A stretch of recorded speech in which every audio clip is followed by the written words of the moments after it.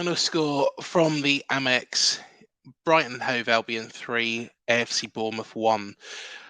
Right, okay, let's dissect this because for everything that our first half performance was, and I've got to be honest, we played very, very well in the first half. We got that very early goal from Dominic Solanke. We had more opportunities. There is a lot of things that are concerning me off the back of this performance and also moving forwards as well. So, the lineups I thought were fine. I think Clivert coming in was, the right move. And I think, he did a decent job. Now, David Brooks, let's start off with him because I think Brooksy has been fantastic when he's come off the bench and, when he's performed well. And we saw today when he did come on, he did give that impetus. But for some reason, he wasn't brought on early enough to impact the game at 3-1 down. The game was pretty much dead and buried against a team like Brighton Hove Albion, which, you know, a lot of excuses are being made. They're in Europe, Europa League, very good side, one of the top six now. Um, I think Brighton are an outstanding team. There is no doubt about that. When they sell players, they normally replace players with players that, can do the job, make the step up. They're a young team. Their scouting is excellent. The scouting for managers is excellent. De Zerbi has come in and taken over a team that Potter did so well with and improved on that as well. So there is no doubt that we've been beaten by a very, very good team today. But let's look and dissect this. So the team was set up as I thought that they would do. I would have probably played Brooks instead of Tavernier. However, Tavernier, as we know, can really, really do a good job. I don't, I'm not knocking any player really on that front. Now, from the get-go, I thought we played attractive football. We played sexy football. We was passing the ball around. We had control of the game. We got the goal. After that, we again controlled the game. We had opportunities. We could have scored. We should have scored. We had those opportunities to actually increase our lead. And, to be fair, at that point, there looked like there was only going to be one winner. We was definitely in the ascendancy. Did Brighton really get going? I think we actually outplayed them. And I think we did a very, very good job. A moment of madness just before half time. And it was a bit bizarre because at the end of the day, I think Neto needed to call for that ball. He is the captain after all. He should have called for the ball. Kerkez should have left it. Now, what transpired was that was an equaliser that was of our own fault. And I'm not knocking either player because both players have both been outstanding for us this season. It was a moment of madness. These things happen in football. However, there is a major concern that I have. So we do play this pressing, attacking football that Iraola played at Vallecano. And, I think, given the time, I think it will, definitely work.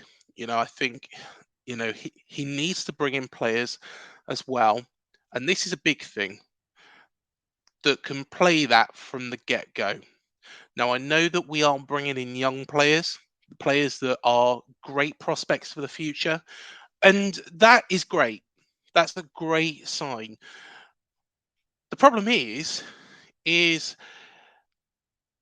I'm going to be completely honest about this, the second half was a complete and utter shambles. It seems like when we concede a goal, apart from that game against West Ham and of course Brentford as well, we did, come back into that. We just seem to lose our heads a little bit and let it drop off. And the second half, for some reason, we again was playing the sexy football. The football was attractive, but it was ineffective. And to be fair, some of the football in that first half, because we didn't convert those great attacks into goals, opportunities, you have to take them at this level. I think personally, we're playing this sexy football, but we're not getting results. And yes, I know our start to the season was tough. A lot of people will say our season starts in October, and you know, fair enough. I watched the Everton game yesterday against Brentford, and they were very, very good. There is no easy games in this division, and Everton is going to be a challenge as well, as Burnley will be, as well as Luton, Sheffield United, Wolves, whoever you want to name. It's all going to be tough matches at this level. It's all well and good playing sexy football, but if you don't get the results, especially from 1-0 up, and be able to adapt and maybe build on that, like we had the opportunities to do today, there has been many a sides being relegated playing this sexy football. And I believe in Iraola. I think, he has got a great track record at Vallecano. But there is something that concerns me. Now, there's either one or two things that is, happening here. Now, it's either Iraola has got the tactical know-how, has got the tactics spot on, but of course, he is head coach.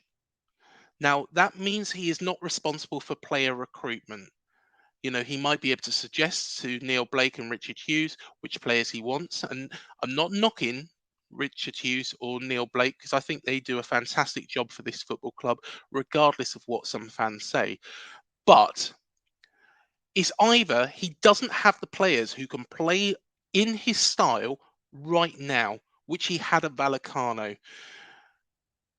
And what I mean by that is not that these players are bad players, because they're not.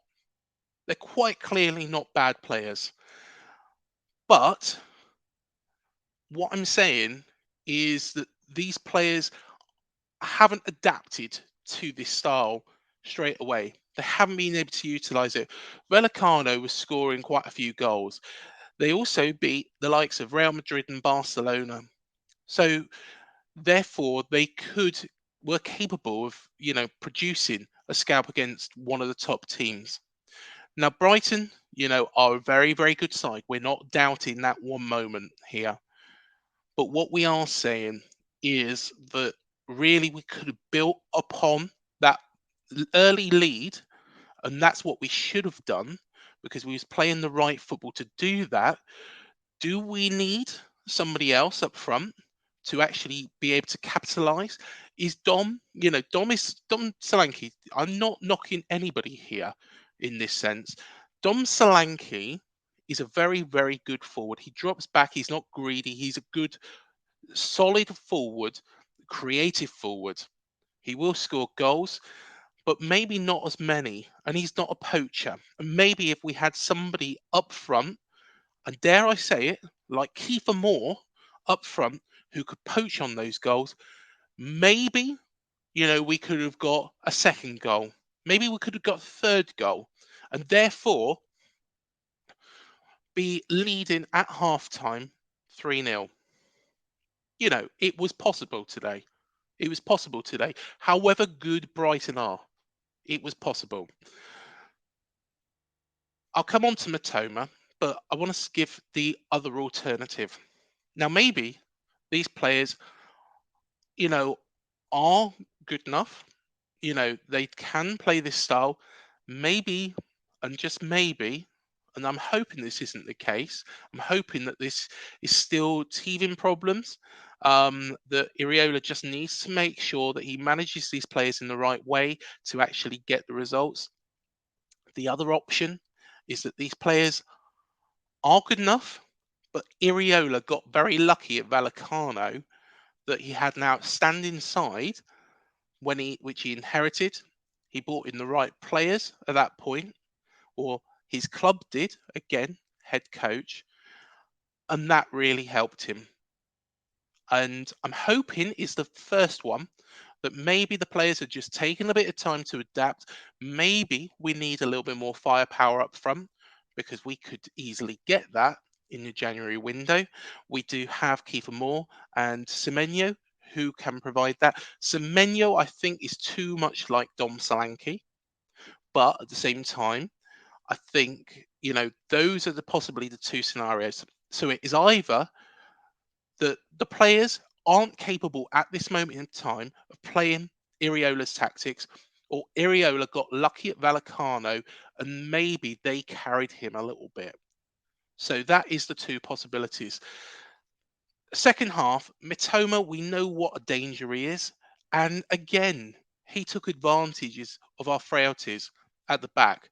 Now, our defensive line has improved considerably, but there's still the same sort of issues that are being caused. And what we really need to do is we need to work out how to actually firstly keep a lead. If the game, if we went 1-0 up against Manchester United, for example, good quality side, maybe probably a poor example, but let's say we go 1-0 up against Arsenal next weekend. We then need to know how to keep hold of that lead, or we need to take, full. We need to take our opportunities when they come along, and extend that lead. But my main concern is we aren't. oh, we made a mistake at the back. We are playing very, very nice football. The football is attractive to watch. Let's compare it to Gary O'Neill, because everybody knocks Gary O'Neill and what he's done. And at the end of the day, he drew 1-1 against Luton yesterday, and yeah, it's not a very good start now, really, in all essence, for him at Wolves. And maybe he is struggling with that side. Um, but, and here's the big but, Gary O'Neill's football wasn't as attractive as Iraola's. We all know that. We saw it for ourselves. I can admit that. I'm a Gary O'Neill fan, but it wasn't as attractive as Iraola's. But there's been so many teams throughout the years that have been relegated by playing sexy football that is attractive to watch. And there's been teams throughout the years, and let's be honest, Sean Dyche, the Everton manager, had did that for years at Burnley. They never played attractive football. I give me one game that Burnley played attractive football under Sean Dyche. I'm sure you'll be scratching around to try and find something, because I can't think of one. When they beat us 2-1 down here back in 2017, 2018, I think that was it, 2-1. It was early on in the season. It was a wet, drab Tuesday night, I think, if I remember correctly. Got beat 2-1. And I'll be honest, we were much the better side. We were much the better side. But again, they got the result by playing long ball, miserable football. It worked. Now, it's all well and good playing sexy football, but not at the expense of getting the results. Some people say the results will come. I'm actually a bit worried now. I'll be perfectly honest, I'm a bit worried going into this Everton game. Forget Arsenal. Arsenal, again, is a bonus game. They are definitely one of the top six. But this Everton game, this is where, my viewpoint is on. We have to beat them. There is no two words about it. If we get beat by Everton, there is going to be a lot more concern, especially from me, because we can play Everton off the park. We can do so well. But if we've been beaten 2-1 by them, they get the 3 points and we don't get nothing. And that is my main concern. Again, first half, we were head and shoulders above Brighton today. Second half, it all collapsed. Didn't look great at all. We were still playing sexy football. We're trying to. David Brooks come off the bench too late. Mitoma, did very, very well. He's a great player. Took advantage of our defensive frailties. And we lost the game. We lost the game. 3-1, we shouldn't have been beaten 3-1. If you watch the style of the play that we're playing, you would say Bournemouth, such an attractive side to watch. Watch match of the day. Bournemouth are an attractive side to watch, but at the same time, if Brighton score 3 goals and we can only get in the net once, and yeah, we helped them with their first one, the equaliser. To be honest, that was complete miscommunication between Neto and Milos Kerkez. Shouldn't happen, needs to work on that. But at the same time, what I am effectively saying is I am quite happy if we go to Everton, we play ugly, but we get the 3 points. I couldn't care less, if it's long ball, miserable, fighting for gritty, horrible, like it sometimes was under Gary O'Neill. That is what I'm effectively saying. I believe, and I've still got the faith in Iraola and what he's trying to do here, his tactics. We are only 6 games in. There's no point in jumping the gun. There's no point in doing anything drastic or stupid or anything like that at this point in time. If Bill Foley did that, well, it really shows him up. I don't think he will do that. I think he'll stand by his man, and so he should, because Iraola does look like he has got a plan. But the style of football, and my main point here is, if we are going to not get enough points playing this style of football, we have to change it now. We have to change it now. We can always transition back to it.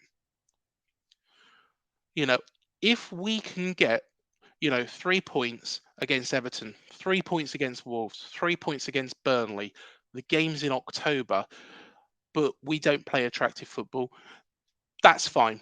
We've got 12 points on the board, maybe a bit more than that if we get something against Arsenal, which, fingers crossed, we can do something.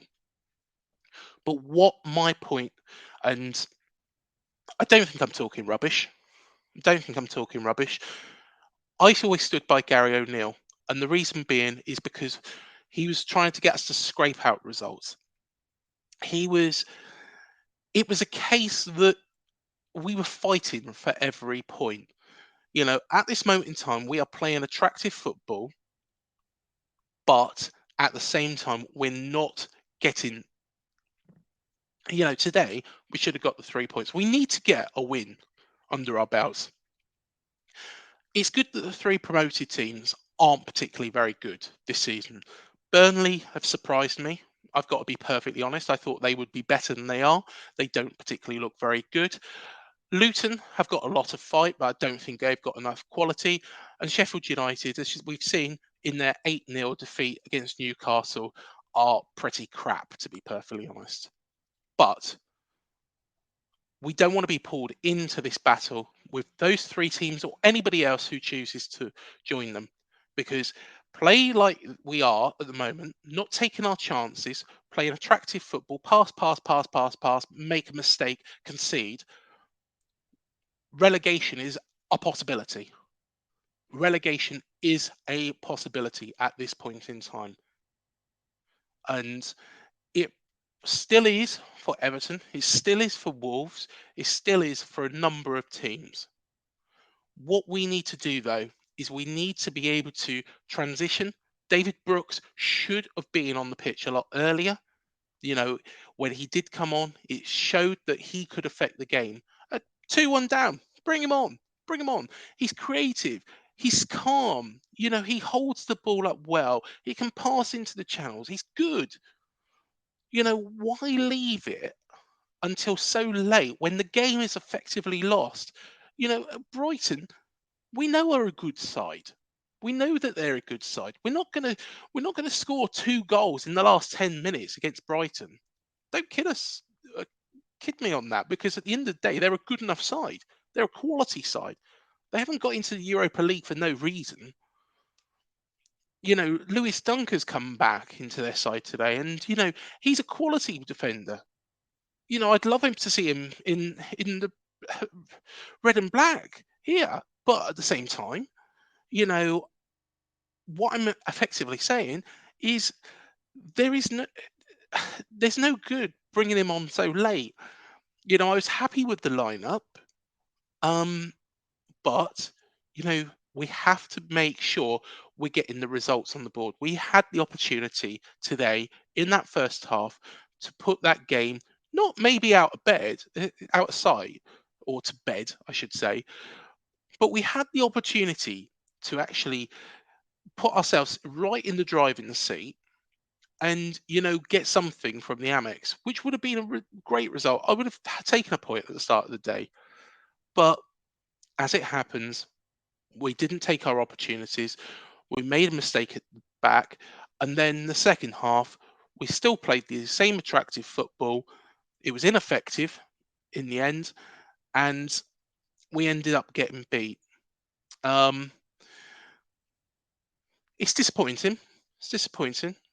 Um, we've shown that we can do things against the best teams.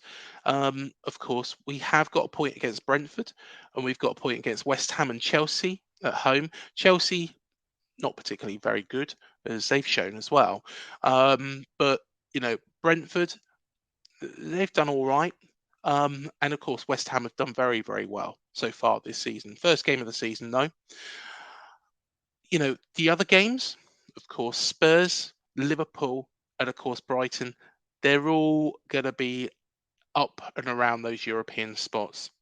All of them, I think, will probably get a European spot at this point in time at the end of the season. But like we did against Liverpool, we went 1-0 up, and it's all well and good playing attractive, nice looking football. We need to get results. We need to get results.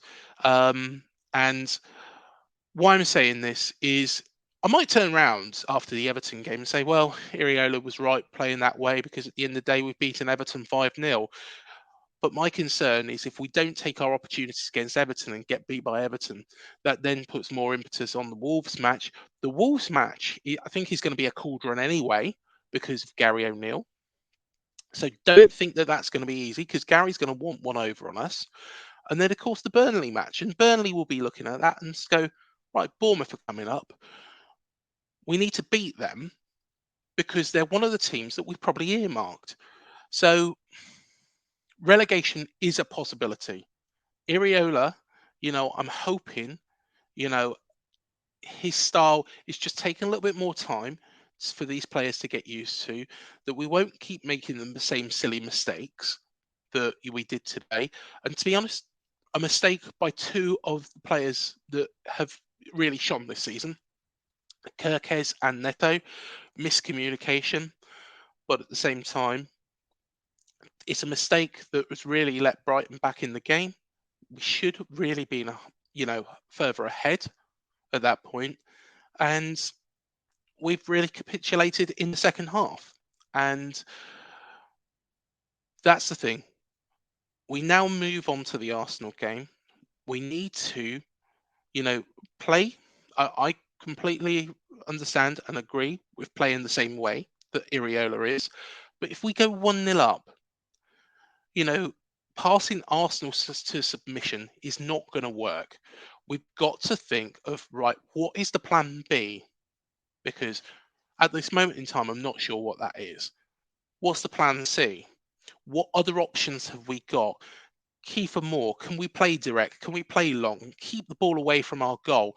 It might keep coming back, but then we'll have somebody, and this is where Tyler Adams might come in very, very good. Tyler Adams, defensive midfielder, sweeps it up, gets it back forward. They ping it back. Tyler Adams cleans up, brings it back forward. That hopefully will be the scenario in a couple of weeks. Let us know what you think of this game. I'm sure I've made it quite clear. I see there's a lot of positives. I like the style. Don't get me wrong. I'm not saying that I don't like Iraola's style. I do like Iraola's style, but we need to take our opportunities. And I'm hoping that Iraola's mantra is taking some time for these players to really get refined and get right. And it's not that Iraola's just got lucky at Vallecano with the players that he had. And I'm sure, I'm confident in him. We've got the right man. But at the same time, we need points on the board. We need to be going into October knowing that we are going to get results against all three of Everton, Wolves, and Burnley. Those three games we need a return of at least 6 points from, in my honest opinion, because all three teams are going to be right down there.